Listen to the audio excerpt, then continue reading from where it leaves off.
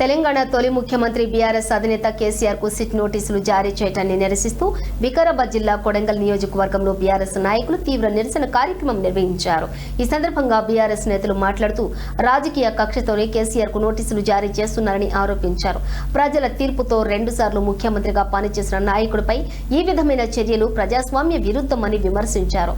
ఈ నిరసన కార్యక్రమంలోని కొడంగల్ మాజీ MLA Patnam Narender Reddy, BRS party అధిష్టానం నియమించిన కొడంగల్ మున్సిపల్ ఇన్ఛార్జి గట్టు రామచంద్రరావు, కొడంగల్ మండల బీఆర్ఎస్ పార్టీ అధ్యక్షులు రుద్రారం దామోదర్ రెడ్డి పాల్గొన్నారు।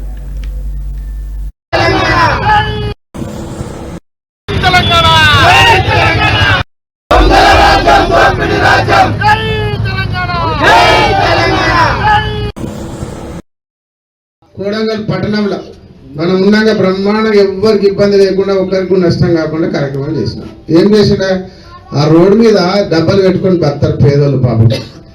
డబ్బలని వీకే చెట్లు పెట్టింది। చెట్లు అవసరమా? ఇప్పుడు డబ్బలు అవసరమా? చెట్లు అవసరమా? వాళ్ళ బతుకుదేరు అవసరమా? చెట్లు అవసరమా? మొత్తం వీకే చెట్లు పెట్టిండు పాపం। మీరు పెద్ద రోడ్ వేస్తున్నాడు। రోడ్ ఏం అవసరం? అక్కడ గుడికాడికి వెళ్ళి మంచి రోడ్ వేసినాం, మనం బ్రహ్మాండమైన రోడ్ వేసినాము। దానికి డబుల్ రోడ్ చేస్తారంటే ఉన్న ఇళ్ళని కూడగొడుతున్నాం పాపం। ఇక్కడ ఎస్సీ కాలనీలో కూడగొట్టేసి పేదల ఇల్లు, వాళ్ళకి నష్టపరిహారం కూడా ఇవ్వలే, ఇల్లు ఇస్తలే, పైసలు ఇవ్వలే, దౌర్జన్యం చేసి బెదిరించుకోలేబడుతున్నాం।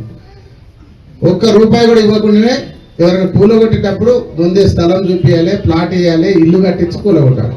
నువ్వు కూలగొట్టినాక రోడ్డు మీద పడ్డాక ఇల్లు కట్టుకునే వరకు ఏడుండాలి, నువ్వు రోడ్డు మీద ఉంటావు। కాబట్టి ఇవన్నీ ఉన్నాయి కాబట్టి మీ అందరూ ఆలోచించి తప్పకుండా రేపు ఎన్నికల్లో కారు గుర్తు కోటేసి మంచి మెజార్టీతో మున్సిపాలిటీలో గెలిపించాలని చెప్పి మీ అందరూ కూడా మరొకసారి కోరుకుంటూ, ఈరోజు రేవంత్ రెడ్డి ఇప్పటికైనా హెచ్చరిస్తున్నాం, మీరు ఇట కేసీఆర్ మీద కేసులు పెట్టి ఇబ్బంది పెడితే గ్రామాలలో కాంగ్రెస్ నాయకులు తరిమి కొడతాం। గ్రామాలలో కాంగ్రెస్ ఎమ్మెల్యేలు కానీ కాంగ్రెస్ నాయకులు, ఎంపీలు ఎవ్వరు కూడా గ్రామాల్లో తిరగొద్దు, తరిమి కొడతాం। ఇప్పటికైనా కేసులు, అక్రమ కేసులు బంద్ చేసి ప్రజల